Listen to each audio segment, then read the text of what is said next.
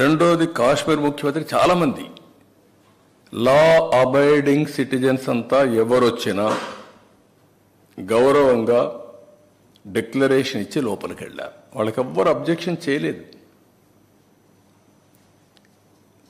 అదే మరిగా ఇప్పుడు మాట్లాడుతూ ఒక మాట మాట్లాడుతున్నాడు, నేను 4 గోడల మధ్య బైబిల్ ప్రాక్టీస్ చేస్తానని, బయటకు వెళ్తే హిందూ మతాన్ని గౌరవిస్తానని.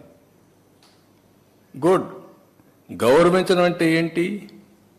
ఆ టెంపుల్కి పోయినప్పుడు ఆ టెంపుల్లో ఉండే సాంప్రదాయాల్ని పాటించడం, అక్కడుండే ఆచారాల్ని అమలు చేయడం, ఆ నియమాల్ని నిబంధనల్ని తప్పకుండా ఉల్లంఘించకుండా పాటించడం అంటే మీరు వేరే మతాల్ని గౌరవించినట్టు.